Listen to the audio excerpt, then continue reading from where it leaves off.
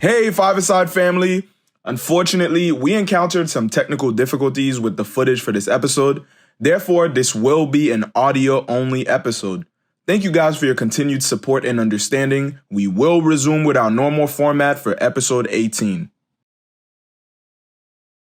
It's a six-a-side ting. Six-a-side ting today, boys. Ting today, I like Certified Lovamon episode. Come on, Lovamon. We're not boys. Lovamon. Hey, I still got the heart in the back of my head. Lovamon. Oh, no. That's a fact. Put the heart on the back of my head here because I had that shit before. This guy crazy. He took the photo. Nah, Remember that? Hey, Philly days. Listen, bro. RP the Eagles. We good? Yo, yeah, bro. How was your weekends, man? What's going on? We shall. Valentine's Day, Yo. New York Fashion Week. Come on, we was All of outside. City was active. Very active. City was active. Yo, from the perspective of somebody who doesn't live in New York, how was this weekend?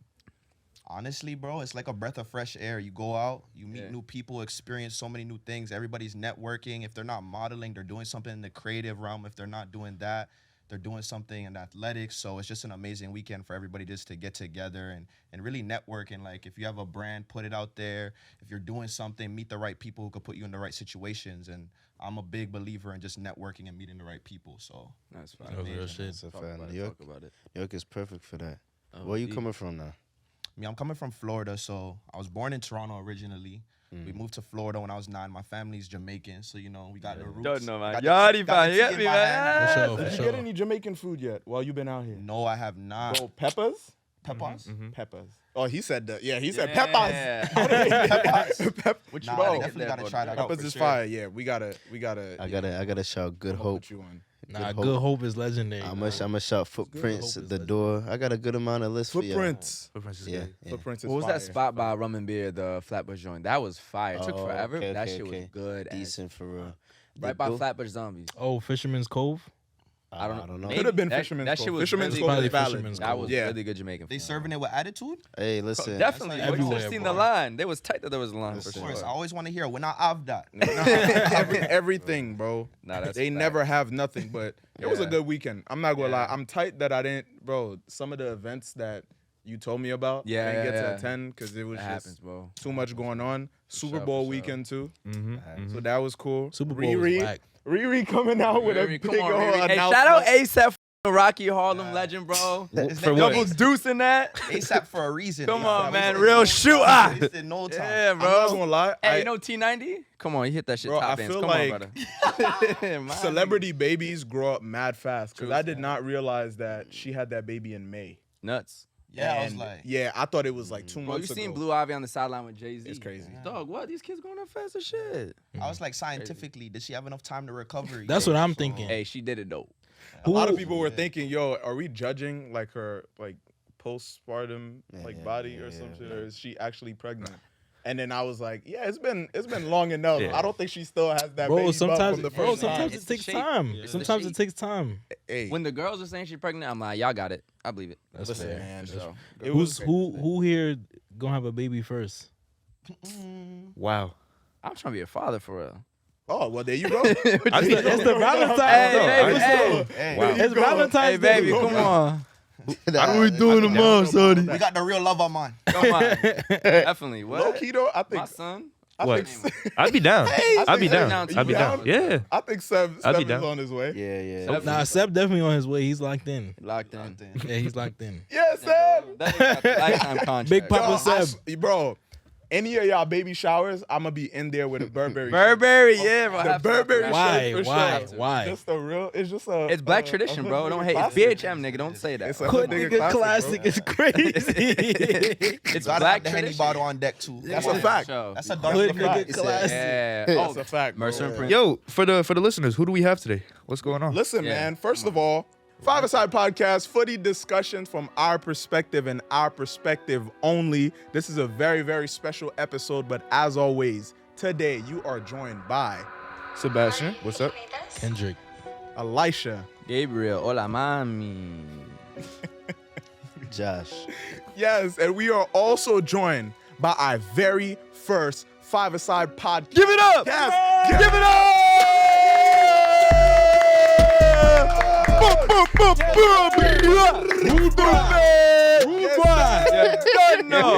Straight from the 6, fam. Yeah, Yeah, don't cheese me, bro. Driller. 6. Raheemovich, just somebody who knows everybody. Hey, the dot connector. The dot connector is killing me. The man who knows the man. We gonna get way deeper into Raheem and what you do, your past is, your connection to the football world later in the pod for sure. But welcome to Five-A-Side. First impressions. How does it feel to watch this on your phone or on your computer and then to actually be here in person? First of all, I'm a fan first, Yes, sir. I've known Mad love, Gabe bro. and Josh for a while, it's an honor sure. to be with the whole team today. And you guys been just putting in so much work into this pod, and I'm just honored to be the first guest. Appreciate First that. impressions, man. This is dope, man. The setup is crazy. We're in Appreciate it. NYC with I'm it. saying. Can't complain. Flower petals on the floor. You see the whole set. Yeah, we came prepared and we about to speak that real. So you guys Facts, are for the culture. You guys are really talking about the game from a cultural perspective. And there's not many people in this lane doing that. So kudos to all you guys, man. Appreciate that, bro. Absolutely. And as always, to everybody listening, we appreciate y'all so much for tuning in with us to Five-A-Side Podcast. Make sure y'all subscribe. Listen, we're at 1,000 subscribers right now. Make some noise! Hold on. Shout out subscribers. Showing mad love to us. Sure, bring out the monetization. Come on, you crazy. Yo, we appreciate y'all, whether you're watching on YouTube, whether you're tuning in Love. on Spotify or Apple Podcasts. We appreciate y'all. Make sure y'all tap in with us on all social media platforms, Instagram, TikTok, all that good stuff this week.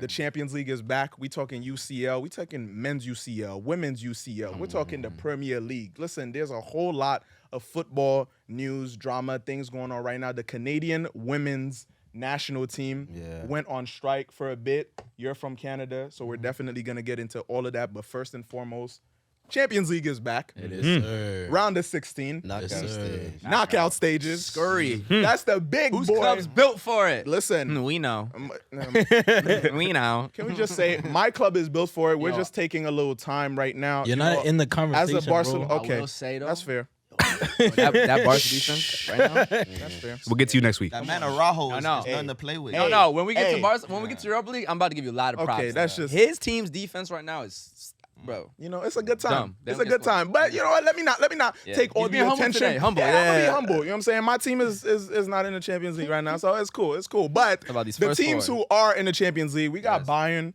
versus PSG. Bayern right now, first in the Bundesliga as always. Barely.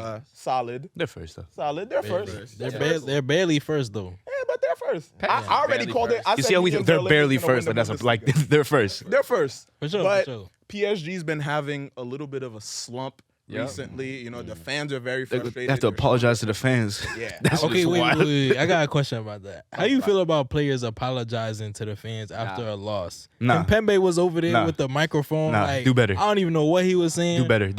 There's so the way you can apologize to a loss, I understand, is like after the game, if you want to walk to the home fans or your away fans at the stadium, it's like, yo, they kind of clap it up for the fans who showed up for them. Right. They're not like saying, I am sorry we lost. Right, bro. Like saying, I am sorry we lost with the fans running up on you outside is crazy, bro. It feels weird, like Nah. mad And they're in performative. first place. He's won mad trophies for them. I don't like it. They need to have Because what is he apologizing for? Yeah, Like right. you lost a national cup game against Yeah. what? Against Monaco? Who cares? lose a World Cup final shot. Don't even apologize, nigga.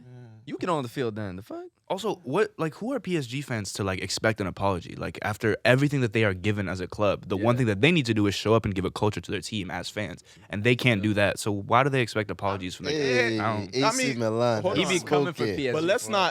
not act like as a fan, I'd be tight if my team are investing a lot of money and we have star players.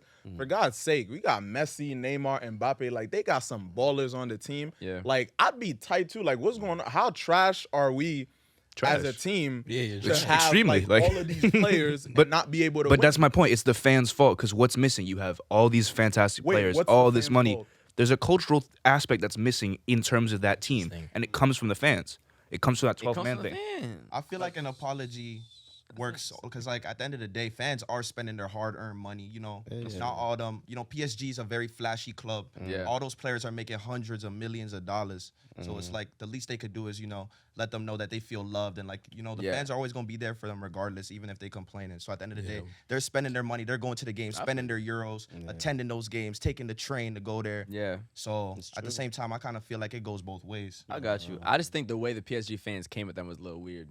It wasn't the usual booing during was the pressing match. them. You know what I'm saying? They It was like, pressing them. They They was were really like- on It was some hood business. You feel like they're entitled? You feel like they feel like they Yeah, entitled? because they're 5 points clear at the top. Relax. yeah, and I don't like when fans, and I know like this is part of the sport. Yeah. But I don't like when fans are like outside of the stadium, like, oh, the players on our team do not care anymore. They Yeah, don't- that's a lot. They do That's not want to win. They don't have this. This is like, bro, you're not in the locker room, and like these niggas are working hard as fuck every day, waking up at ungodly hours, going to training to win. So when they lose, it's not like they want to lose. Yeah. Also, You know what I'm they saying? just But- had a World Cup. Yeah. Niggas are tired. It's also like out of all cities and out of all peoples, like the Parisians to be like complaining like that is like Right. relax. What's your beef with Milan has spoken. It's actually, my like they don't have a fan culture, talking so about it's just random. It's random. It's like if you see City fans doing that, it's random.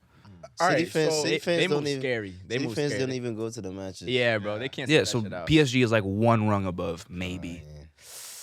listen, It's an interesting comparison. Yeah. either way, I think it was interesting just that sight of seeing Kimpembe like outside taking on that whole fan Yeah. base to Yeah. himself. It seemed That's a little captain weird shit, to though. me, Yeah. and it does seem a little entitled. Like I understand the frustration, especially it could be scary going into Mm-hmm. Champions League week to see your team losing. Like they lost 2-1 to Marseille in the Coupe de France. They just lost to Monaco too. Like they've been doing bad. They're on bad timing. Marseille got real so it fans, could be by a the way. little. That's scary. yeah. got Marseille got real real Mbappe fans, and by the Messi way. been hurt, right? They Yeah. didn't play. So it's interesting. Supposedly, I mean, granted, the Bayern coach called bluff. Yeah. And they definitely, you know what I'm saying, it's looking like Mbappe may show. But we've also seen this in football too, where a team has seemed like they've kind of dipped in the club realm, and then when they get to the international returns Yeah. of like the European tournaments, then they pick up. So Chelsea. Chelsea. I think the other I'm thing not, I is, wouldn't be surprised if Yeah. PSG Yeah. pick up from other them. thing is PSG knows they can mess up in France and still win the league for sure because their talent right now is just Yeah. a whole nother level. 100. No one's gonna catch them. They know against Bayern, y'all better be ready Yeah. because Sani and them boys are coming. Yeah. And that club is built to win the Champions League again, and you know what I'm saying? Like, PSG better be ready. But in France, I mean, they're gonna play with their food. But they're not. They're clearly not ready if they're apologizing to fans 5 days before the game. So It's a scary sight. It's We'll a scary see. sight. Great but, matchup. That's the blockbuster matchup for sure. Bro, also in the Champions League round of 16, AC Milan versus Tottenham. Two shit clubs. It's been I don't know, bro. Tottenham is inconsistent right now. But Milan's been shit. Milan, I mean, they're No, coming they've off- been they're- bad, bro. They're coming off a win though. They're Yeah, coming off a win but versus 4, Torino. 5, yeah, whatever. It's a So one it's- nothing win. You don't care. No, I'm It not. gives you confidence right before No, the Champions no, it doesn't because it was such a like. I watched the game. It was like it's like when you like go into a test and like you get like a 70 on it. And like, okay, you come out, you're like, ain't no curve. You just got a 70. Like you passed, but you're not showing that to anybody. Yeah. That's what that game felt like. Yeah. Damn. So I don't know. Sorry to hear that, bro. Yeah. AC Milan do Yeah. got some game changers though. Leao is someone to always watch surfer, out for. wavy boy. On his night, he's a demon, top demon. For Yeah. sure. You just really never know. Champions League night just might be his moment. You know what I'm Hopefully. saying? You hear the Champions League anthem before. It's also like an opportunity for people to kind of recreate their narrative of the second half of the season. Yeah. Yep. Yeah. So yeah. players- Tomori needs it because I'm rooting for him big time. He needs it. He's It's not a even. He's different Tomorrow's injured. He's It's a not playing. different Magnan's still he was injured. messing up in the Yeah. was it? Ch- Super yeah. Copa? Well, we had the derby against Inter. He didn't Yeah, play he was- too well in that, and Yeah. then so I'm we haven't sure seen him in a Fred will do well minute. out there, so We don't have Magnan back anyway, so we have the Romanian in goal. So Is Romanian? Is he a decent backup? Or? nope, we've lost 5 in a row, bro. Oh, L's? Straight L's? Yes. Draws? Oh, that's crazy. That's tough. To be fair though, Tottenham is coming off a 4-1 I appreciate it, loss bro. to Leicester too. Yeah. Really? Tottenham, So it's like Tottenham is Tottenham. Yeah, Tottenham was Tottenham Tottenham, is bro. Tottenham. It's, But yeah. they can be sneaky, get to a UCL final losing that. So Like you said, bro, once you hear that anthem, Yeah. it's a Yeah. like whoever got that dog in Yeah. them, once they hear that, Yeah. we are the champ, like bro, it just awakes something in you. a So fact. yeah, the real will survive, and obviously that doesn't include Tottenham. should we quickly 'cause pick that's the not first going. 2 games though? PSG Bayern. 2 games? and- PSG Bayern. What are we saying? Just say PS the name who you think you got. Bayern, Got to pick it. Bayern. Kendrick. Bayern. I'm gonna go with a draw. Okay. Draw for the first game. Where's the Or game we at? should do Where first. Where is the game? First game's in Paris. Paris. So Bayern what do you for think sure. Munich's going through because Bayern for sure, yeah. Yeah. So I'm going with Bayern's going to go through. Close, though. I think it's going to be tight. I think Neymar's going to ball out, too. But I'm saying PSG. I'm Going about to through? say No, I'm saying PSG's gonna win the first game. just the first game? Yeah. I can see that. I don't know about going through, Yeah, but I think first game either a draw. First game, Or a Bayern win probably for- won't win. If they do, it's a wrap. I feel like it really depends on how Mbappe comes into that game. I feel like he's gonna come in as a sub. You know, he has some injury problems, Yeah. and if he can make his way into the game, then you just never know with him. Yeah. 'cause That's right. He just scored 5 goals like a few days ago. Or like last week or some shit, yeah. Again, not against Bayern, but we know what he can do. No, we know he could do against Bayern. yeah, That that's too. what I was about to Yeah. say. He got a pass against them for sure. That too. No, I'll say Paris. And it's to be revenge, honest. too. What you saying? Paris, I'm rooting for them. So I want them to do well, being at home. Like I said, it's a different time to rewrite the script. You rooting for and- them or Neymar? I'm rooting for all of them. I Yeah. mean, listen, Messi, continue He's a big Neymar fan. continue your World Cup season. You know, Neymar, try and recover from the World Cup loss, and Mbappe just rewrote your name in history in a completely unique way. That's a fact. So Mm-hmm. All right, so For the Milan Milan. Tottenham. So I'll just give a breakdown. Like as a Milan fan, I've been watching like a lot of the players' body language over the past 5-6 games. It's terrible. So I mean, no, like you ever seen like Leao looks So like sad. nah, bro. Leao these days looks like a DMV hooper. Like that's how I see him, bro. Like every Even time the Hoopers shot are doesn't. tough though. Yeah. Yes, they're tough, but when the shot isn't going in, it's like I'm not getting back on defense, bro. I'm not trying to do that. It's Bro, just- KD be giving That's it. that's how it all is. That's That's how it Emmanuel is. quickly be. Come on, don't do that. Emmanuel's Nah, playing like right they're now. tough, What's and the then when next- it's not going, it's not going, and then the whole, and then it like becomes infectious. So the whole team just like they like when Giroud scored the goal, maybe 3 players went to go celebrate with him, and it's the first goal we scored in 5 games. So it's like, Y'all didn't score in 5 games. bro, yeah, it's tough. I think it's that's tough. how he. Scary. I feel like. Did I mention this to y'all during the World Cup? Mm. I feel like versus like when he was playing for Portugal, he was kind of like He's a bit moody. He's a moody guy a Yeah. little bit, which I like. I like moody players. That's bro, let him but live. no, I agree. But it doesn't really work well when the team isn't doing well. Yeah. When the team when you're like a moody type player like the Balotelli archetype, when your team is playing well and that like you have that like moody striker guy on your team, it works because like he becomes kind of like a fan favorite. Yeah. But when the team isn't playing well and like no one is coming back on defense and you're looking up at the star guy and he has his head down, he's walking, he's shrugging, that is never good. And then the fans start turning on him, especially because there's like contract stuff. Yeah. Anyway, Milan Tottenham. I think Tottenham probably gets us 2-0. Isn't the first game? Yeah, it's in Milan. I think the first game I think Tottenham gets us 2-0. 2 early goals. We struggle, and it just ends like that. I don't see Milan coming out of that well. And the second leg is clip. Yeah. Just to say a little bit more about those moody players. Mhm. Like a lot of people fail to realize that this is such a game of energy.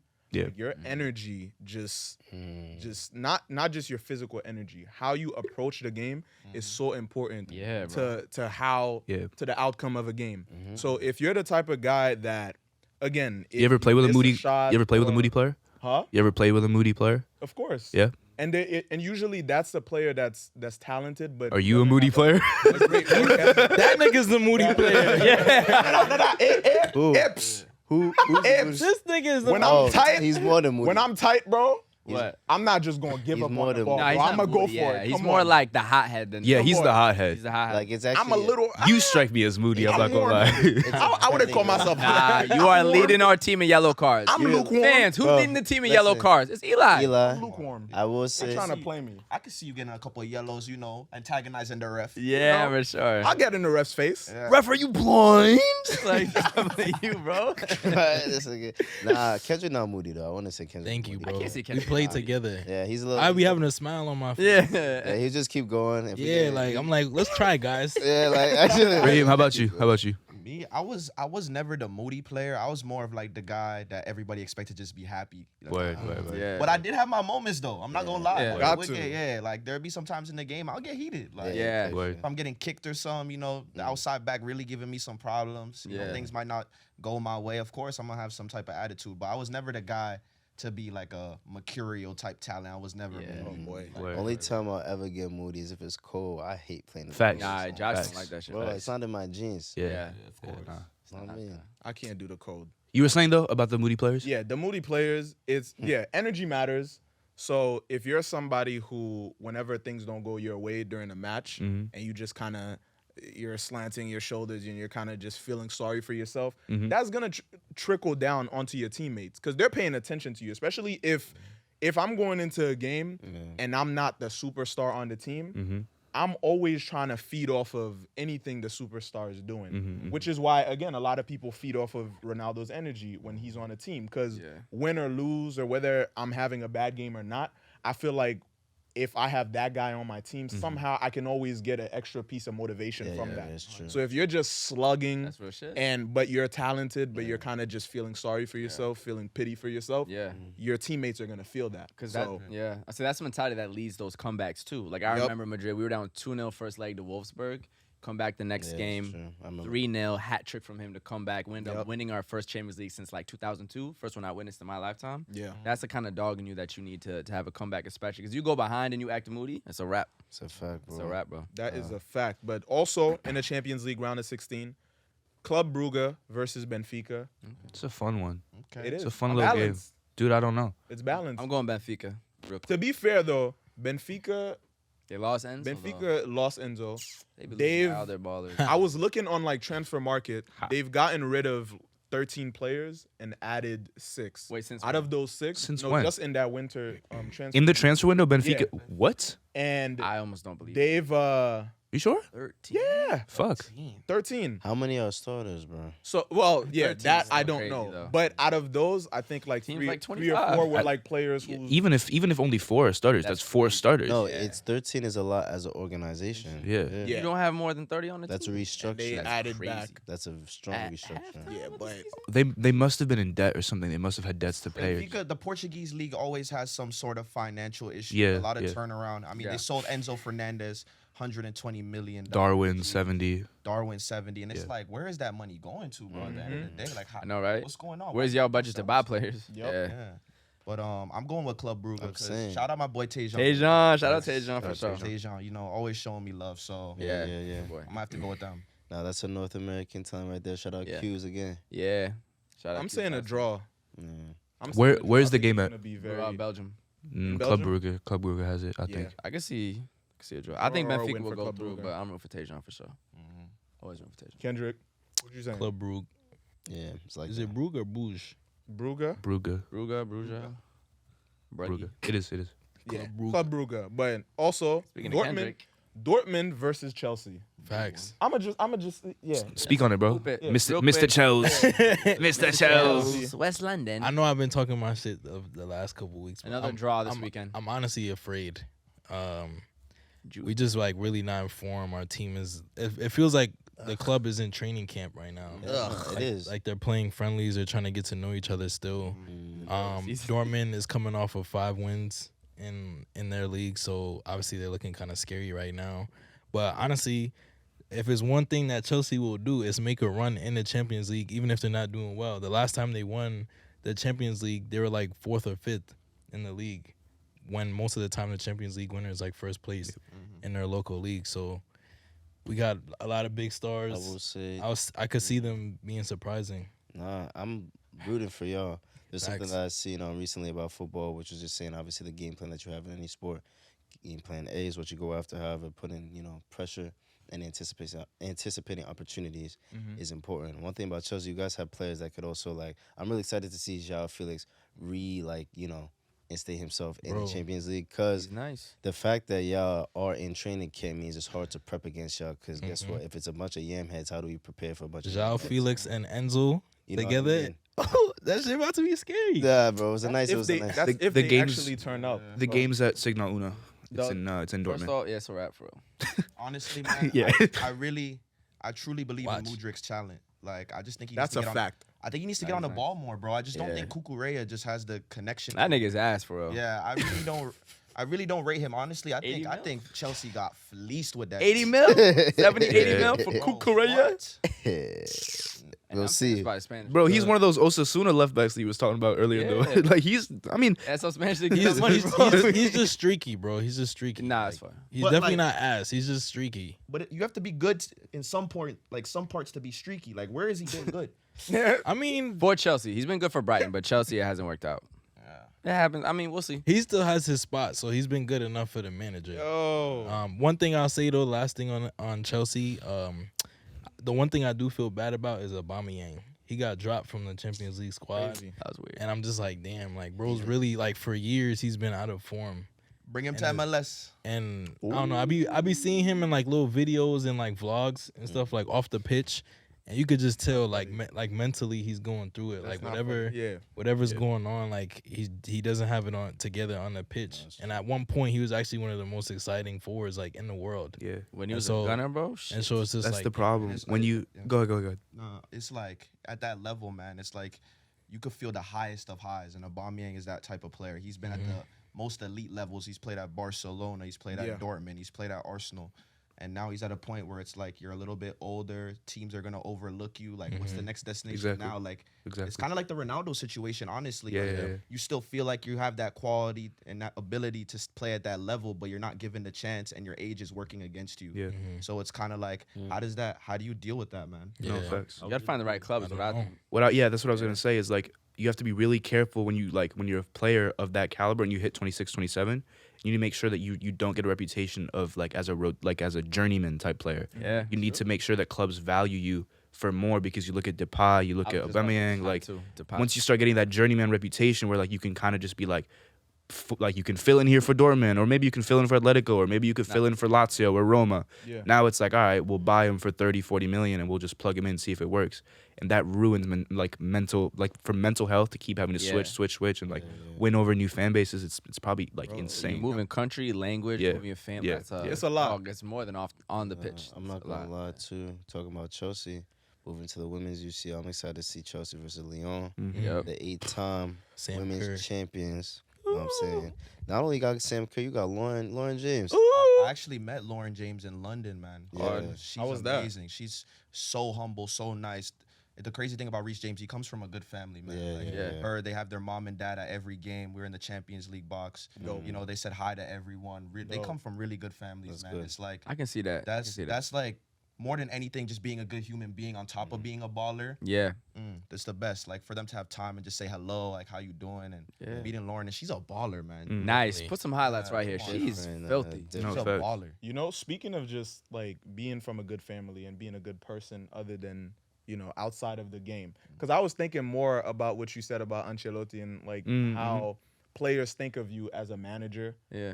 outside of just winning. And that's really like an essential thing like to have as a human being. Because a lot of times, again, and you can attest to this, like being a professional athlete, like you're constantly immersed in the sport that you're playing. Like you are engulfed by it, and sometimes it could kind of feel like that's the only thing that matters, and you forget about the other important things in life. Because at some point, most athletes, by the time they're in their early 30s, whatever, like you're done, and you have a whole life ahead of you. Now, how is the human being outside of that sport? Amen. You know what I'm saying? It's So true, it's a fact. yeah, that's so it's good to actually meet these people 100%. and see their values and their character. That's tough. Of course, being a good one. And I think that's a key, especially for these athletes building their brands off the pitch.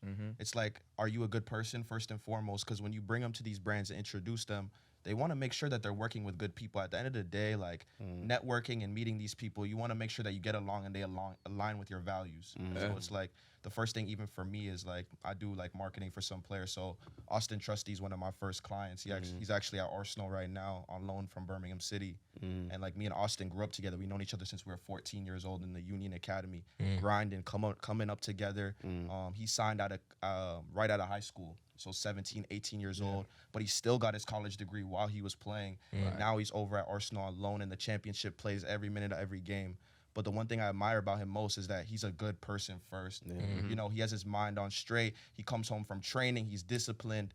He's not going out too much. It's those sort of little things that you look at like those are things that people will look up to and be like, I want to invest in him, you know? Yeah, At the end of the day, if you're not investing time, if you're not investing money into someone, you're investing time. And it's like, you want to invest time and money into situations that you think will be the best for you. So Austin really just gives himself, he's a perfect example in my opinion of like just being at that level and just staying disciplined and being a good person first. Shout out Austin, man. Shout out Big up for Austin. Absolutely. But yeah, and that's also a testament to, or I guess something for if footballers are watching or young people watching too. Like, you want to pay attention to a lot more than just what an athlete is doing on the pitch, because a lot of times, like, we're very influenced by the people we look up to.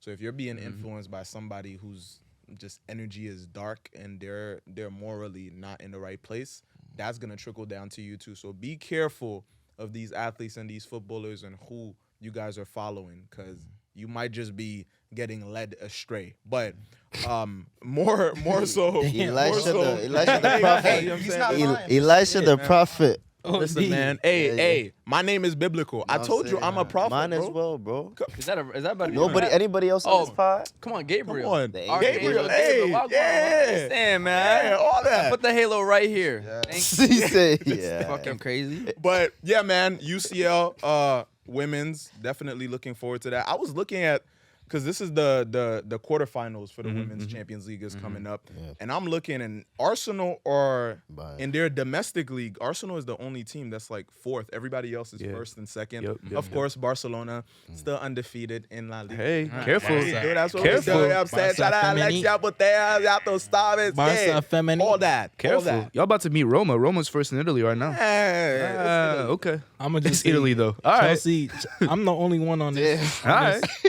I'm the only one on this pod whose men's and women's team is in the Champions League. That's true. what Y'all I'm niggas, rooting for. y'all niggas ugly, Bro, listen, actually, Reece James and Lauren James, bro. legend, That's brothers, legendary, bro. sisters. Black excellence. What do you mean? Facts. Black excellence, black excellence. What do you mean, bro? It's still Black History Month too. Yeah, Facts. hey. There is Be a a lot of champ. other black excellence, but yeah. You a hater, bro. That's Guy crazy. said I'm this. fucking with you, Guy bro. said there's other black excellence. Dortmund got black excellence. There are up with other you, black nigga. people on Yeah, but if I want There are to be the others. black excellence this month. Oh, my God. It's like, I don't care. Man, listen. Y'all got it. We spoke on Men's Champions League, Women's Champions League. Europe somehow is always shaking something up. There's always some form of drama, some form of shady business going on.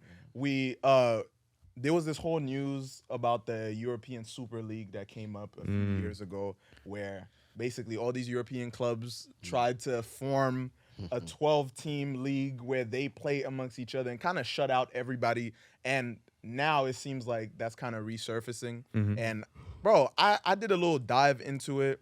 There's this company, this management company called A22 Sports, and they're basically in charge of like, they're in charge of trying to help transition the game. Like they're supposed to help transcend the game in leagues and just try to change the landscape when you need. I don't know if it's financial help, if it's just for the sake of entertainment, just changing things, you know, shaking things up. And so they're bringing back this whole idea of a super league. Yes. Now I'm hearing 60 to 80 teams, different divisions, minimum of 14 games per club. I don't even fully understand the whole structure of what they're trying to do. I just know they're trying to dismantle They're trying to make European money. football as we know it, man. or the organized game. But yeah, how And do y'all you- feel about this whole ordeal? I say, from what I understand, is that they're trying to have this Super League to replace the Champions League. So from my understanding, it wouldn't replace La Liga, the Premier League, whatever.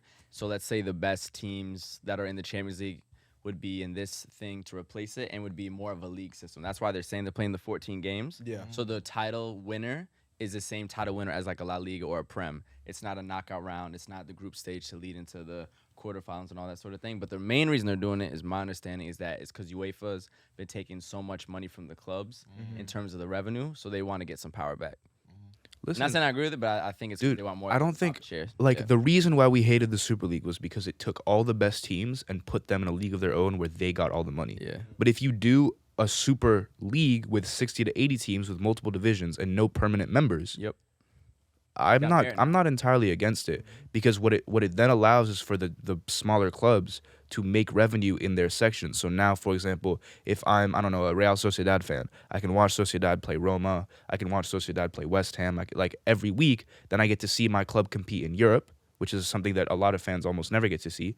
And also, I get to have my club keep money that it makes in terms of the revenue that it's like actually generating, which is something that a lot of clubs don't get to do. So I'm not against The that. thing is that it's always it's hard to ever conceptualize something like that or see like the good intentions behind it, because it feels like the power is not going to the people that we think it's gonna go to. Like it's just a shift. This is all money. It's just a Shift shift. of power. Yeah, it's a shift from Yeah. from the men behind the curtains to another group of dudes behind the curtains. Of course, like, of course. It's always gonna be like that. There's too much money involved. But what they're proposing, surface level, is not it's not as bad as before The at all. problem, I think, though, is that it takes away the knockout stage excitement. Which you like. Yeah, because then you just have another league, which is the league is cool. Because what I like football is so dope is that you have the league, which is you win a title for the marathon, but then you also on the side have the cup competitions sprint. that are the sprint. Yeah. And so if you take away the European sprint, and add it to a European marathon, I just don't think that's as What I would propose is to get rid of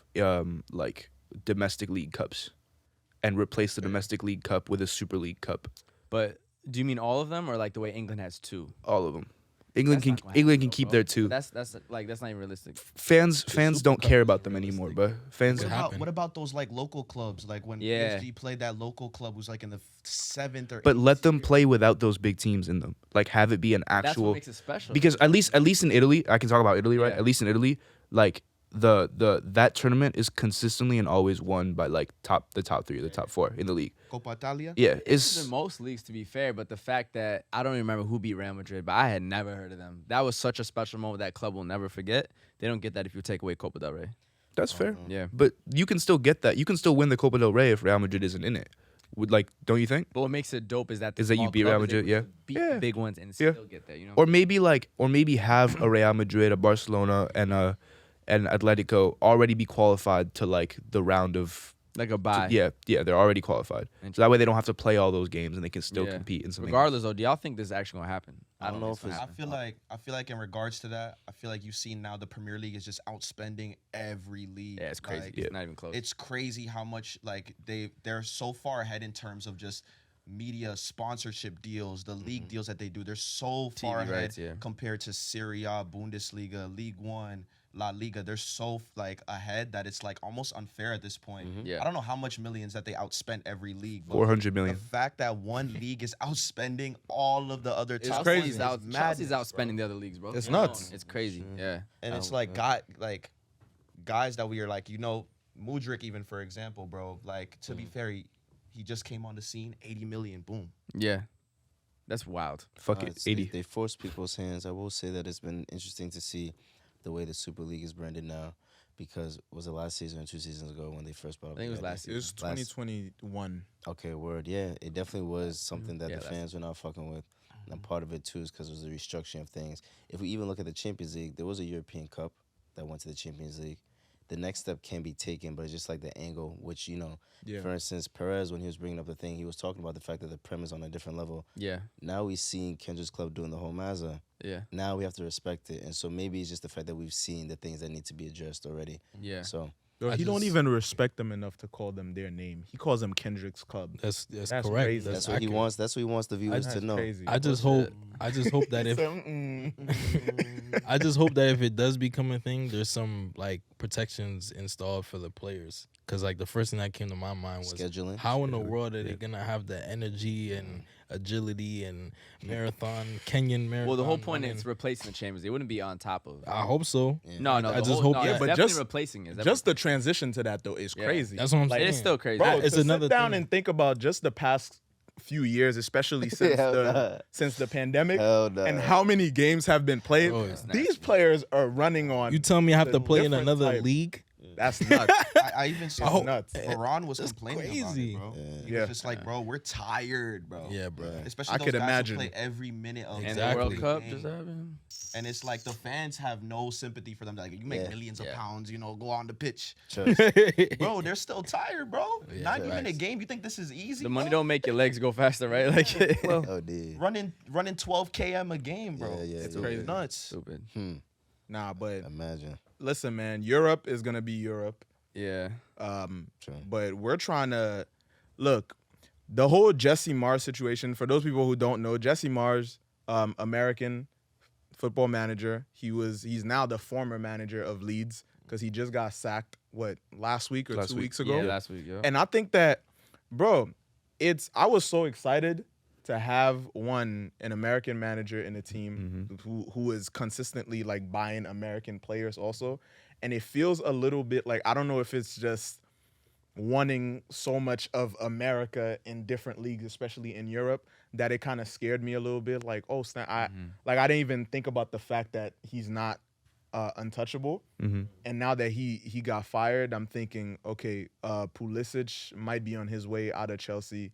And now it's like, oh, McKennie has bounced around within the past few years on different teams. So he could be, who knows, he might just have one season and go to a different league or something. So I'm like, yo, is this like the decline of Americans period in Europe, or is it too early? Because I'm like, it kind of got me shook, because I was just like, I think it was a bit premature for him to get sacked like that. That's the Prem and that's coaches. Yeah, I feel like what didn't really make sense to me was like, why are you gonna buy a striker? They bought Ruder for $34 million. You buy Weston on loan, bring him in, give him the players that he needs, that he asked the club to bring in to be successful for them to stay up. Yeah. Just to then fire him. Yeah. So it's like, why didn't you just let him know before the window? And you gave a manager at least a transfer window to buy a couple players to stay up. Now the manager that they have in just has to have the players, and it kind of forces their hand. Yeah. So from Leeds' perspective, I just didn't really understand that move at all. That's a fact. It's got to be something behind the scenes that we don't know. It's got to be some argument, some discussion. Because you're right, it makes no sense. Yeah, you don't fire a manager right after he brings in the pieces he needs. It's a bad look, so, too. Just it's not a good look. He about to coach the men's national team? I mean, no. I want Mourinho. I want Mourinho. Just for the press conference. For the press conferences alone, I want Mourinho. Bro, I don't know. It never sits right with me when a foreigner coaches a national team. For me, it's like no, whatever options you have, you make do with that. Like if it's the US, it has to, for me at least, it has to be an American, or at least somebody who, even if you're not from the US, like we're a country of immigrants. If you're not from there, but you are established in the United States, then at the very least, like, you kind of have to have that so that you can coach a team. But I can't ever see someone other than a Brazilian coaching Brazil. Ancelotti's about to, allegedly. I don't know if I believe it, but there's a lot of reports. They would riot, bro. The Brazilians would riot. I can't see that If there's one foreigner they might be okay with, I could see them being okay with him. But no, of course it is. It's quite a culture there. I feel like for U.S. soccer, I feel like they're a little bit weary just because, Klinsmann and what happened with that situation. Yeah, they won't have Mourinho. And so, bringing in another foreigner also requires that you up the budget. Like, to be fair, Greg Berhalter was only making like around $1.5 million a year in salary. The average international manager makes like around 4.5. So you're going to have to up the budget, or you're going to have to settle for something within your budget. So it really is up to U.S. soccer. What direction do you want to add that money, that added funds into a manager, or are those funds going to go somewhere else? And I heard U.S. Soccer is also potentially building a new training facility straight just for U.S. Soccer, either in Cary, North Carolina, or Atlanta. So some of those funds might be allocated towards that. So it really just depends kind of what direction they really want to head into. Raheem, can I ask you a question? How do you feel about a non-national coaching a national team? Someone not from a country coaching a national team? I feel like if he understands the culture, he understands how to connect with the players, I feel like I'm all for it. Because at the end of the day, what matters at the end of the day at the international stage is results. And you're only with these players for, a week at a time, 2 weeks at a time. It's quick. So it's quick periods, man. It's hard to really adjust to the players, to the tactics. So if you come in with a coach and he so happens to be foreign, but he's at that level required to take your team to the next level, I'm taking the risk, man. Of course. The part that I disagree with is like, it's like within football, it's always about results. Yeah. But I think when you get to the international stage, it's about your national identity and patriotism too. Because I think that when you look at the World Cup or the Euros or AFCON, like there's like even standing there listening to your country's national anthem, like there's so much about the cultural aspects of the nationalities and the roots of that makes it that much more special. So for me, it's like even watching, like if I'm watching Haiti play, and we've had foreigners coach Haiti before, but when I'm watching those players stand and singing that national anthem, and I see a dude from like Australia or something like that, like as the manager, it doesn't sit right with me, because it's like there's a lot about like our identity that you just like you can try to understand, you can research, but you never fully connect on a deeper level with it. So, I definitely think there are people who've gotten close, like there was a French coach. I was talking about the Saudi. In my head, the Saudi Arabia comes to mind. Yeah. So I think that it works to a certain level, but there's still a level of connections that you won't have with your players. I feel like there's pros and cons, definitely. I mean, sure. even Jamaica got an Icelandic coach, so I know he definitely not just now. No rice on peas and jerk chicken training ground. He's not eating that. That's crazy. That's the newest coach. Yeah, he's. Because I was just watching the captain's documentary on Netflix. That's crazy. He coached them in the Euros, and he's now the Jamaica coach. So it's like what we're talking about. That was a good run though with Iceland. Yeah, he has credentials, but he has credentials, but it's like, how do you adapt to now coaching Jamaica? It's not the same resources. It's not, bro. The way the players act is completely different. Yeah, the conference, the way the players act, the way they talk to each other, everything. Speaking of nationalities, what's going on in Canada, bro? My goodness. With the women's team going on strike. Break it down. Break it down. For me personally, I know Janine Becky, so she's been a massive advocate for that whole situation. And the way I feel is like, you got to pay those ladies, man. You got to give them. Yeah, facts. Them girls won the Olympics, man. Like So the deep. Olympic stage, they brought it home. Like, give them what they deserve, you know? Yeah. And I feel like the women's game just kind of gets so much disrespect. Like, a lot of people don't talk about it. I was even talking about it with a girl that I know. She's playing professional women's soccer, and it's just like the regulations for those ladies, man. They go to some situations in Europe. They go there. The apartments aren't the same as the club advertises. If you're not playing in the NWSL or, the Women's Super League, it's very difficult. And even those girls in the NWSL, they're not making that much, bro. Oh, like, bro, a lot of them have to have second jobs. It's Even unfair. some girls who are playing for Chelsea Women's, they're making like $30,000 a year in housing. At the end of the day, you subtract tax. Like, what are you living off of? Yeah. And it's like they're sacrificing every day. They're putting the hard work in. And I see the marketing potential of the women's game just because I feel like women could just reach a certain demographic that men can't. And just inspire OD, bro. plenty of women that are coming up in the women's game right now. So I think those girls just deserve those flowers, man. And it's like, they deserve them, man. They won the Olympics, bro. Like, pay them. Yeah. So apparently, for even more context for the audience, the Canadian women's national team they decided to go on strike because apparently Canada Soccer decided to instill some pay cuts, and also the players are claiming that they haven't been paid for any of their services for 2022. And Canada Soccer even came out with a statement saying that they respect the players' right to organize, but that the players were not and are not in a legal strike position under Ontario labor law. So it's basically like, oh yeah, more power to y'all. We respect y'all for wanting to organize and strike and put your foot down, but it's unlawful, and we have way more law power than you guys do. Y'all don't want that smoke. Get back to work. Yeah. And is this not the first time? The men's had the same issue. The men's too, with qualifying for the World Cup, getting the World Cup split, what they're getting paid. Like, the men's and women's team for Canada have been punching above their weight. And Canada literally qualified first in World Cup qualifiers for the men's. And they need to get paid, man. Like, at the end of the day, I recognize that's the thing about Canada. It's like, I feel like we have this inferiority complex where, like, we feel like we're not better than other nations.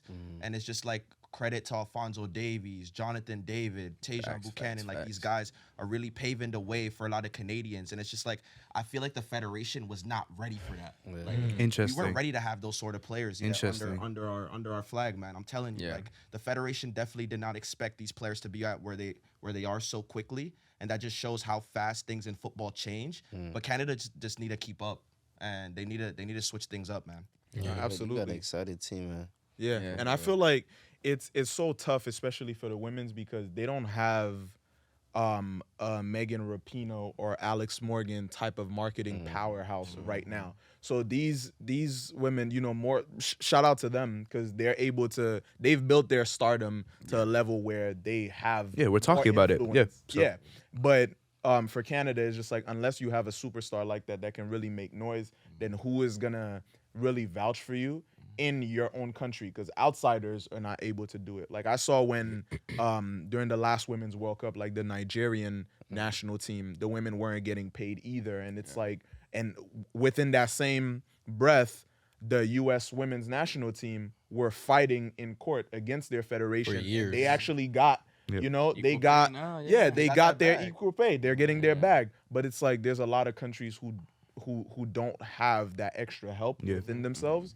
And so it's going to be a tougher journey for them. But again, the more we speak about it, the more we shed light on it, the more we can help in our own ways to push that narrative and help shed light on those issues. But before we move on, Raheem, can I ask you one more question? So you spoke about how you feel like women's football can reach a certain demographic that obviously men can't.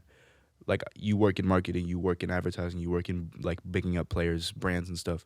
So what would be your just like quick word of advice, or at least like thought process on how the women's game needs to move in the next 5-10 years? Like, what are your thoughts on that, just out of curiosity? I feel like a lot of these countries, first of all, need to have a professional league. I think that's what's killing Canada right now. They do not have a women's professional league. So all these girls have to go to foreign countries to develop and rely on the college system to develop. There's not many.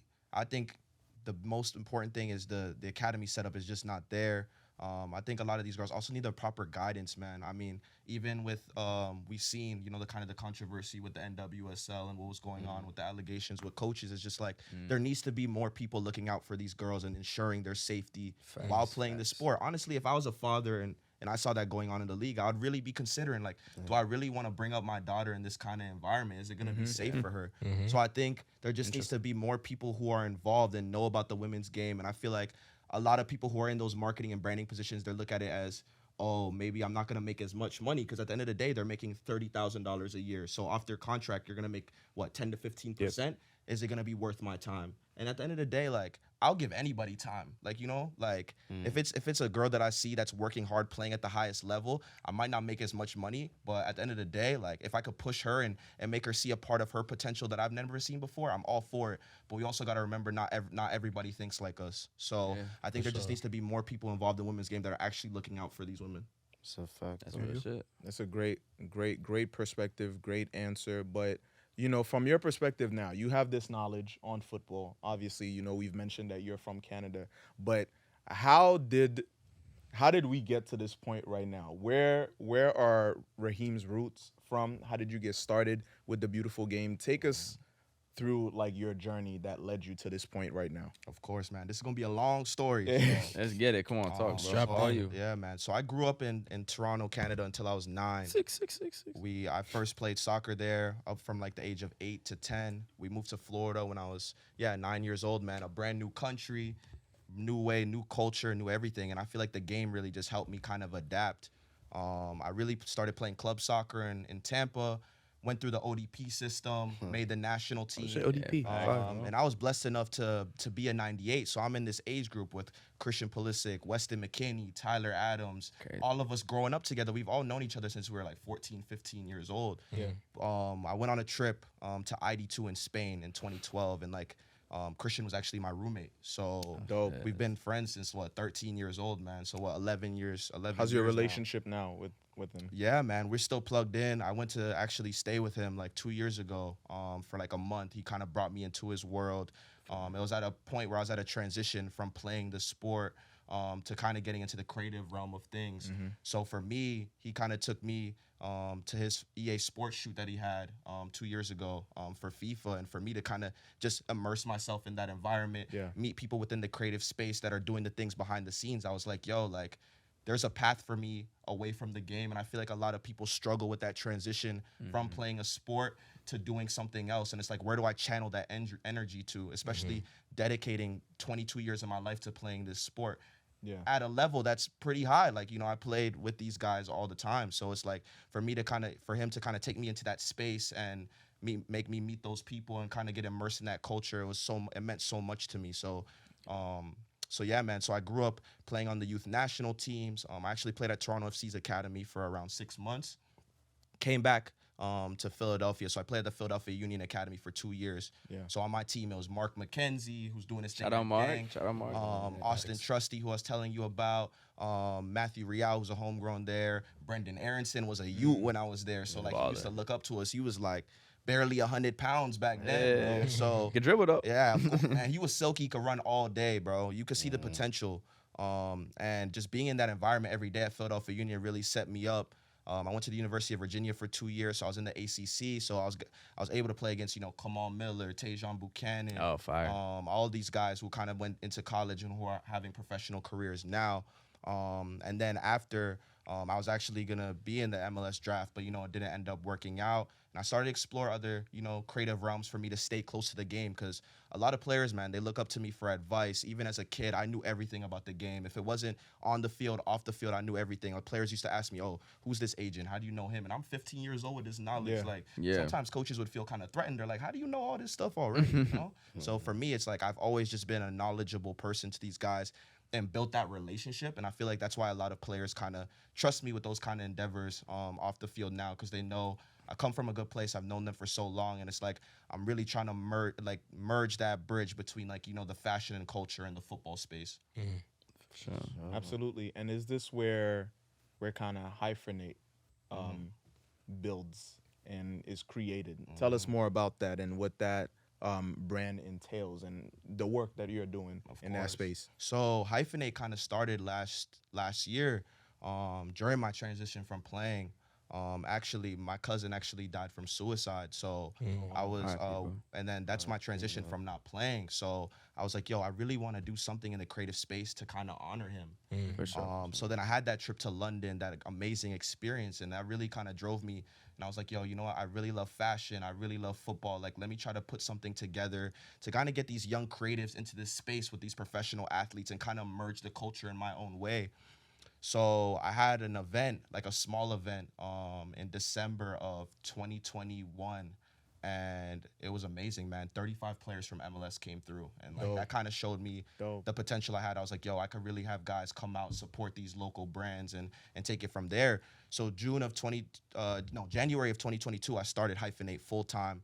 I started preparing like an event to have in Miami, where I met the guys, shout out Wavy. Skyami was outside. Put the flicks right here. Thank you very much. So we had that event in Miami. We had 6 upcoming brands, so many guys came out. Christian came out. Zach Steffen's clothing brand was in the show. Shout out Voice Now. Shout out Voice Now. Mark McKenzie, Chris Richards, Matthew Hoppy helping me select these brands, being on the committee, having an amazing team of people behind me, of just people that I've either played footy with or I've went to school with in the past, kind of handling, the ins and outs of like the events. And for me, it's like I never had an experience to kind of go and intern because, as an athlete, I'm preparing for the highest levels. I'm trying to get drafted. So there wasn't no time for internships in the summer. I was playing PDL, trying to stay fit. So for me, it's like I had to create my own internship to push myself into this creative realm. And it's something that we talk about because there's not many agencies or avenues where football is the main focus of these agencies. A lot of these rely on the NBA, the NFL, because there's more money in marketing.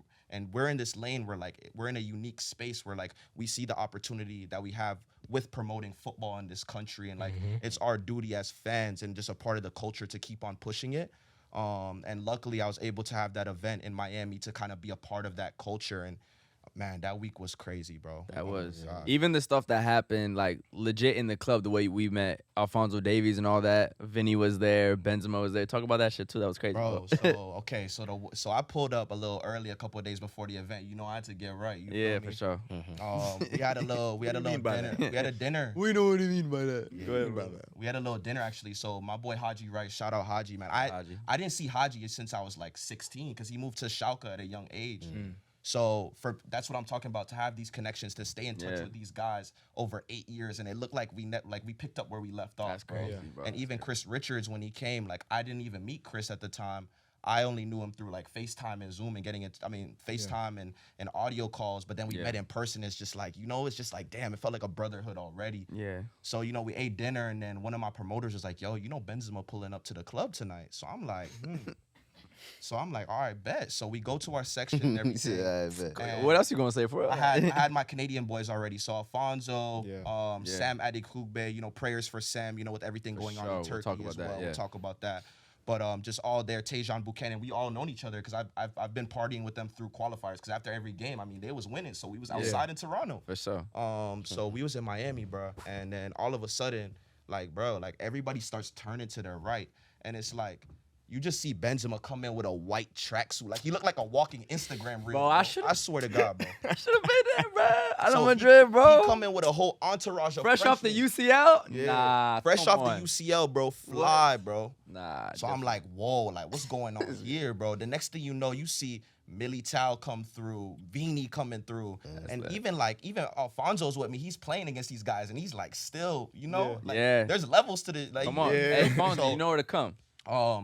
So then we in the section, and then Fonzie's like, yo, some of you guys want to come say what's up. Yeah. So I'm like, yeah, I'm coming through. So it's Alphonso, Tajon, me, and another cat. So then they let Alphonso, Tajon, me, and then they cut the last guy. Damn. So I was right before so I got through because they had a bunch of security. So I was yo, this is like my time. You feel me? Hold on, before you even continue. On everything, bro. 5-a-side, if we ever go anywhere and they cut any of us. All of us or none of us? We not going. All of us or none of us? Right now. Because if 5 up, 5 down. If I'm last, I'm throwing a banana or something at y'all, bro. Y'all not. Then I go in there, right? I look in front of me. Vini's right in front of me. Ronaldinho's to my left. Nah, it's nuts. Joao Felix is to my right, and Militao is like a little bit to the back. So I'm like, Ronaldinho bro, come from?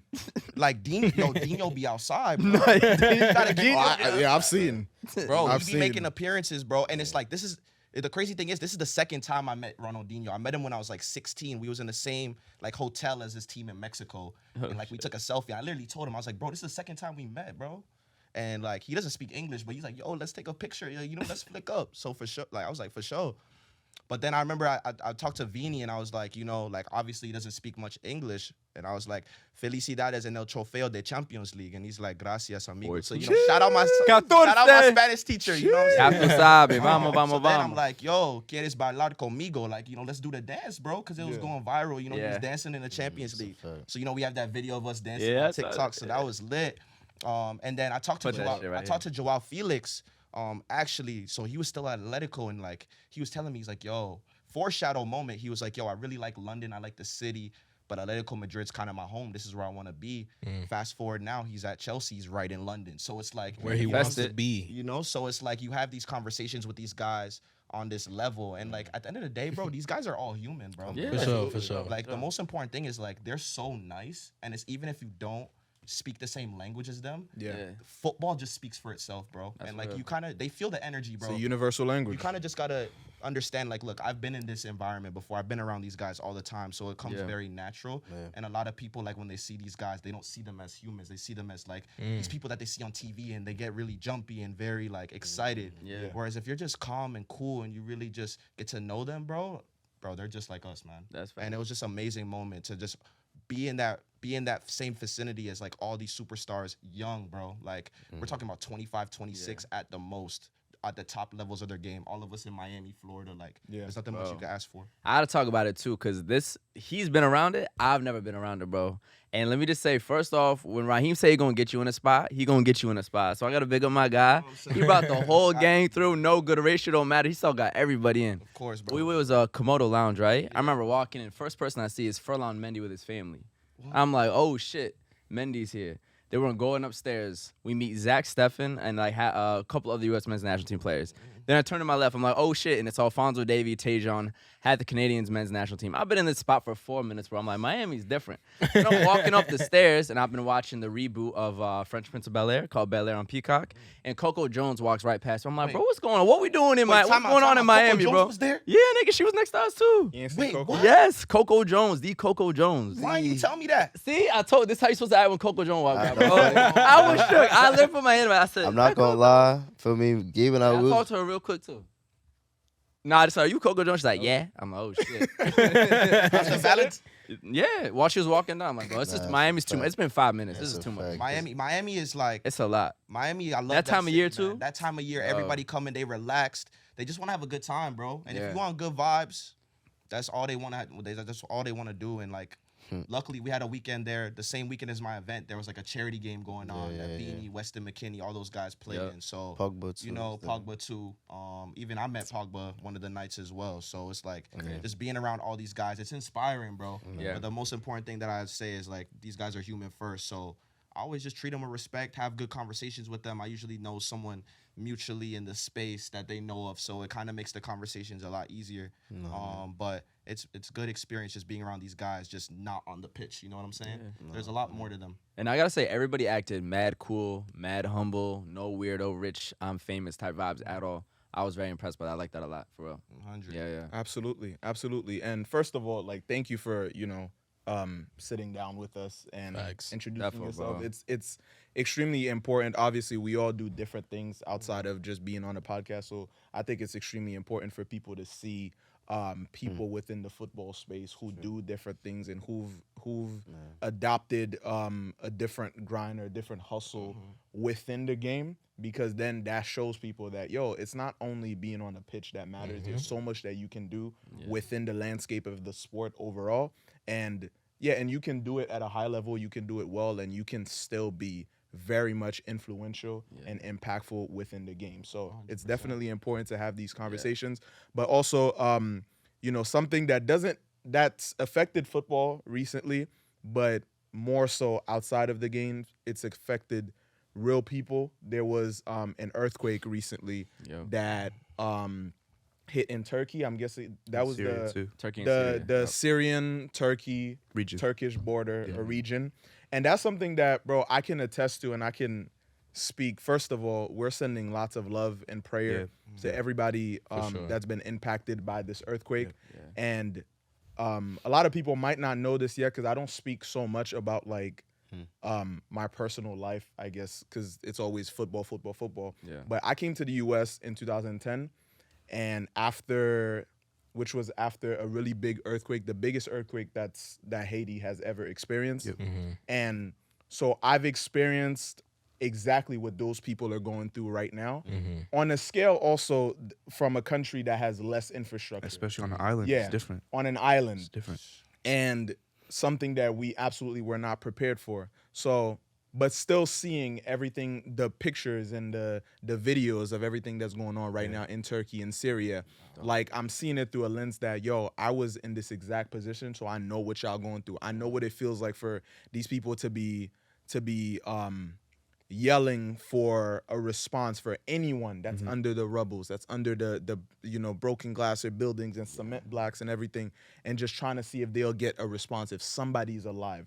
Like, I know what it's like, as morbid as it might sound, like, I know what it's like for days or weeks later for people to still be under, and some are alive, some have passed, and you literally like as it sounds crazy, but you can smell it. Like, and it's very real. And a lot of times, like, there's so many things that we're not exposed to, and that, God forbid, I wouldn't want anyone to experience that. But that's the reality of it. Like, there are people surviving for weeks without water, without food, under like the rubbles, waiting for somebody to come. Children, like pregnant women, like all of that is a part of it. Families. Families. People, like children surviving just to find that their parents, their siblings are gone. Like, it's real, and there's a lot of trauma associated with that. And so, man, we're definitely gonna put as many of the, I don't care if it's GoFundMe's, like charities, whatever resources that we can, in the description, so that you guys can, if you can, anything helps, so that you can donate, share whatever you can to help these people, because it's a real situation. And, natural disasters give no warning. And they affect... Especially earthquakes. You can't predict an earthquake. No you cannot warning, predict an earthquake. And they don't care if you're rich or poor. They're going to hit, and they will do damage. So definitely sending out a lot of love and support to everybody in Syria, in Turkey, anyone affected. Because it's a tough situation. And just to give people some stats about it, I believe the death toll is getting close to 20,000 now. That's unimaginable. It's like 40,000. It's, bro, what the fuck? Yeah. 40. Like, I don't. Is this the most deadly earthquake of all time? Nah, I think Haiti was like 200. Haiti was even more. Haiti was like, oh shit. Triple. Well, still, Haiti was bad. It was like 200,000. 200,000. I think the thing that scares me the most about these situations too is, like, sometimes these funds don't even go to the people who are in need. Bro, that's what happened to Haiti, actually. What kills me, man. That happened Haiti to had people taking advantage of the situation. From Red Cross, right? From the I think it was Red from Cross. the time of the earthquake, Haiti received approximately like upwards of 13 to 14 billion dollars Relief. in donations, and the country and the people have seen none of it. None of it at all. And bro, can you imagine that? Like, the type of money that literally could restructure, earthquake or not, Yeah. could change that country. Yep. For the better. They saw none of it in the time where we needed it the most. So definitely, again, the resources and the things that we're gonna ask you guys or present to you guys are gonna be organizations that we've not the Red Cross, but organizations. And look up what they did with that shit. Yeah, That organizations shit's crazy. that we know have a proven track record of actually getting the resources and the help and the money to the people who need it the most and who aren't just going to put them in their pockets. Because there's a lot of that going on out there. And even speaking from a financial perspective, I heard that Notre Dame, which is a building in Europe, it's a very famous cathedral in Paris. It burned down, and the funds that it received was just absolutely through the roof, going crazy, all the money. Yeah. And that's great. But when actual human beings are dying by the tens of thousands, how come it can't see a fraction of that money? Absolutely. You know? And then when you consider the types of locations it is, you know, especially being in brown countries like Turkey and Syria, it kind of lets you know, like, why can't we value these lives the way y'all valued a building in Paris? Yeah. So, man, just hoping they can get the funds and actually be able to use it to rebuild from that. And definitely just RIP to everybody. And even just the injured people, the mental trauma, physical trauma from that, man. Just press. Because it's not just exactly. Yeah. It's not just like people passing. No, It affects generations. You could have lost limbs. Now you're paralyzed with Yeah. and even your brain. Like, how do you get past that? Yeah. And your home, like Your home, Yep. yeah, your Yep. things, Your school, your like School, everything, your your, job, neighborhood, like the memories that you made, like in the places that you lived, are gone. And families it's are torn apart. Children that will never, man. Definitely, guys. But yeah, we're definitely sending love to everybody, and we will continue as much as we can to, you know, share resources so that you guys watching us, tuning into Five Aside, can help as much as possible. But we're coming to the end of the pod right now. But as always, to end on a lighter note, we gotta make sure that we tap into different aspects of our lives that we care about, and music being definitely a big part of that. And it's Valentine's Day right now. Whenever this episode comes out, it's definitely around Valentine's Day. So just to go around, what are you guys' favorite love songs? Or a few, because one is really Or hard. a few, yeah. Love song, For love time's song. sake, let's do one. Yeah, I'm gonna say I have a top 3 right now. Stevie Wonder's I Just Called to Say I Love You is definitely one of my favorite songs of all time, but favorite love song. Ben E. King's Stand By Me is definitely just a goated song. And Conversations in the Dark by John Legend. Goated. You took mine. That's my bro. top 3. I can took give- yours. Alright, That's Was- cool. That's cool. yeah. Though. That's cool though. You going? You want me to go? Took mine. Damn. All right. Well, let me get a few. Lauren Hill, D'Angelo, Nothing Even Matters. Because when you with somebody, it feels like nothing even matters. How special? At all, right? Can't relate. Incredible. Hey, it's a great feeling. Someone pass this please. Hey, this is, jersey I bought for my girlfriend. Designed by Vashti. You know what I'm saying? Hey, you know what I'm saying? Oh my God. Rosie, love you. Designed by Vashti with Bleacher Report. You know what I'm saying? Come Still on. around. This shit is crazy. Look up that whole BR. collection. I'm gonna let you hold this real quick. Oh, yeah. Also, Peace of Mind by Party Next Door. I know he makes a lot of toxic music. Shout out the Saga Boys. But that's a beautiful song, like when someone's really just your peace of mind. And then Mutual Butterflies by Ryan Trey. Very low-key song, but it's like when you're meeting the right person. So, good vibes. Love my it. shit. Love it. Yeah. Favorite love songs. My favorite love song, is "Can You Stand the Rain." Classics. Classic Come on. for sure. And then a recent one that I like is "Not You Too" with Drake and Chris Brown. I love that. Underrated track. Very Yeah. underrated. During the bro. pandemic. Yeah. The range. Mine is definitely Electric by Wizkid. Great. It's just like a sexy song, and he's just talking about like being like feeling electric, like feeling somebody's energy. Like love is electric, Yeah. and yeah, That's If a you wanna crazy feel track, I ain't gonna electric, lie. I can make you feel electric. Oh my God. Here we go. You don't know who's listening. Who's gonna pull up on you like, yeah, Kendrick, make me feel electric. Why that gotta homie." be their voice? Next, gotta be their voice. I'm saying you never know. Next. Yeah, Kendrick, make me feel electric. Next. Seb, you got it. Static me up, Kendrick. Static Shock. You feel me? What's your favorite love song? Either Grenade or Just the Way You Are by Aw, that's a cute. throwback, bro. That's cute. For ya. beautiful song. That's the way you are. Love it. I love that. Listen, we out of here, right? No, hey. Oh, my fault. Yours, what's your songs? Bro, you took it. But Which I will ones? say- Yeah. Oh, the last one that you Any other said, ones you man. like, bro? Just anything you fuck with. Conversations in the Dark? Yeah. But I was gonna say, Good taste. I mentioned this before. Odile, Nigerian artist. You know what I'm saying he got some hits. There's a song called Karma. That one's another Top 3 songs yeah, it's of all another time. very sexy song. Got a song Coffee. That's valid. Got some songs with Abracadabra, which is an artist that I really fuck with. So check out Odile for real this week. Yo, if y'all probably didn't see it, but Josh made serious eye contact with me when he said sexy song. And I don't know, it made me feel some type Speaking of of way. sexy I'm song, sorry. we got sexy but fits. yeah. We gonna break Speaking of it down sexy and we song, gonna we get outta got here. sexy And fits. we gonna get outta here. You know what I'm saying? We gonna start from my left, young boy Seb, schoolboy Seb. What you got on today? So, we got the by Sebastian Kaya hoodie. My God. And he is Sebastian Kaya. You didn't know. You didn't even see the tentacle, but it's a The tentacle. real It's Squid tentacle. Games. What you talking No, this is about? actually fire. And This I is got one of the my t-shirt favorite. version of it too. Love Shout it. us up. I don't even know. And then Puma's on the feet. I tend not to know. I don't even know. I tend not to know. You never know his pin. The pink bandana. This boy has never named Oh, his facts. pins. And the pink bandana. Real French. Happy Valentine's Day. French protest is crazy. Facts, facts. Kendrick, what you got on? Shout out to Guadalajara on the kit. No comment. Shout out to all the Mexicanas. Yeah. What was your favorite one, bro? We got What about the Canos? we got Carico Japanese denim on the pants and hurts, bro. New Balances on the feet. And My B's. God. Okay. Like Sheesh. Okay, now special guest Rahimovic. Raheem, he be staying Break wavy it with it. What down, you got my boy. today, Break bro? it down. What you wearing, bro? Because I'm trying to bridge that gap between fashion and football. So Uh-huh. you get right. Come on. On the feet, actually, these are Aldo, so I like to have affordable fashion for a lot of people. Yeah, For sure. So, Aldo's Aldo tough. on the feet. These pants are this brand called Weekday. I will not gatekeep.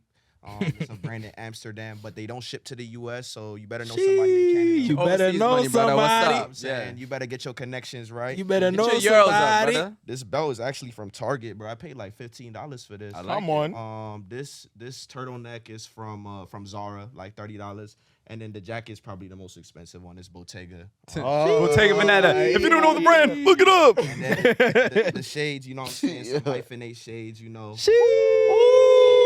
That's his own brand. That's his own brand. I was hoping you was on. That's his own brand.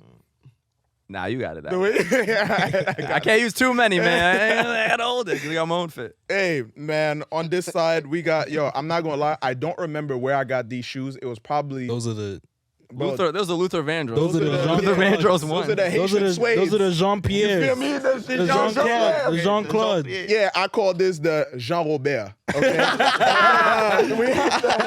I also the pants again, probably on Church Avenue somewhere. Shout out to Brooklyn. Shout out East Flatbush, man. That's the hood. Ain't for you. You know what I'm saying? The brrr on the wrist and the brrr on the index finger, as always, and the brrr on the neck. You feel me?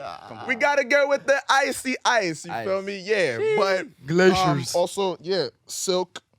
Pink shirt because it's V-Day, it's You done know. Valentine's Day. You feel me? It's I'm feeling lovely. I'm feeling the love in the air. So I had to come correct. Gabriel, what you got on? I got on the Chelsea boots. No FC. Gee, from who is this? New Republic. Shout out New Republic. Is You know ridiculous. what I'm saying? Crazy. I got the, it's minimal LA on the pants. Got the little paint marks, but something else for Valentine's Day. Anyways, on the shirt, we got Cuts clothing. Wait. Wait. Yo, I'm just trying to break down my fit. I'm just trying to break down my fit. Wait. Why you're acting so crazy?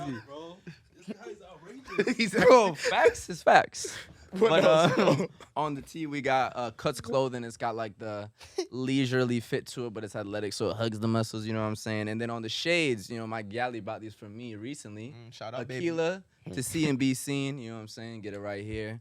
Very, very nice. We got the little gold on the Apple Watch. She also made me this bracelet with a 7 on it. That's my number. And then she made me this John too with my initials GGG on it. You know what I'm saying? She works in Jeez. fashion. A lot She's of- Triple very, G. Lot of love man. there. That's Triple- right here. She got me this Triple pearl G. necklace from Casablanca too. She styled me honestly. So This guy's a Lovamon. Hey, come on, got the roses for roses. You know the vibe. What's up? Hey. Bad man.